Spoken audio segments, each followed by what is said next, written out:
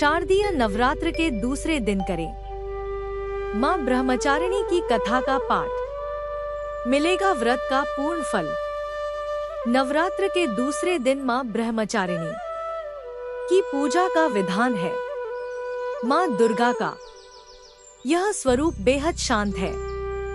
देवी ब्रह्मचारिणी हाथ में जप की माला और बाएं हाथ में कमंडल धारण करती हैं।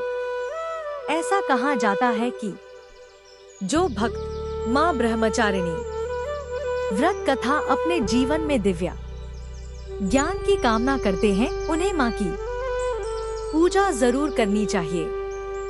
ऐसा करने से उन्हें सुख शांति की प्राप्ति होती है। शारदीय नवरात्र का पर्व बेहद महत्व पूर्ण माना जाता है। इस दौरान देवी दुर्गा की पूजा होती है। वैदिक पंचांग के अनुसार इस साल शारदीय नव रात्र की शुरुआत 3 अक्टूबर 2024 यानी आज से हो चुकी है। वहीं 4 अक्टूबर यानी आज इस महापर्व का दूसरा दिन है, जो मां ब्रह्मचारिणी की पूजा के लिए समर्पित है। ऐसा कहा जाता है कि जो लोग 9 दिन के व्रत का पालन कर रहे हैं, उन्हें मां ब्रह्मचारिणी की कथा का पाठ जरूर करना चाहिए, क्योंकि इसके बिना व्रत पूर्ण नहीं माना जाता है। तो चलिए इस कथा का पाठ यहाँ करते हैं।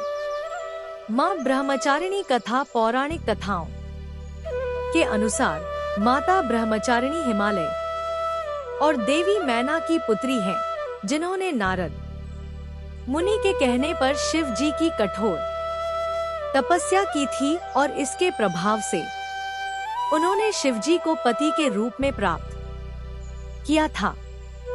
इस कठिन तपस्या के कारण इन्हें तपश्चारिणी अर्थात ब्रह्मचारिणी नाम से जाना जाता है। ऐसा कहा जाता है कि तपस्या के दौरान देवी ने 3000 वर्षों तक टूटे हुए बिल्व पत्र खाए थे। वे हर दुख सहकर भी शंकर जी की आराधना करती रहीं।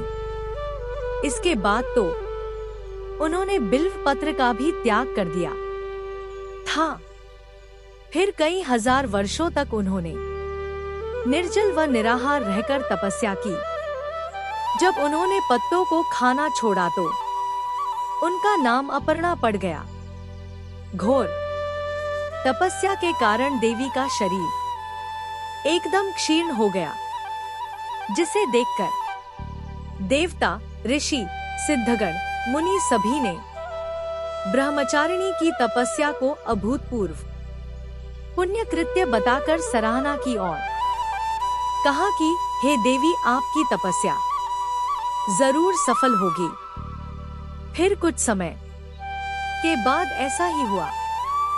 बता दें, मां ब्रह्मचारिणी की पूजा से सर्वसिद्धि की प्राप्ति होती है।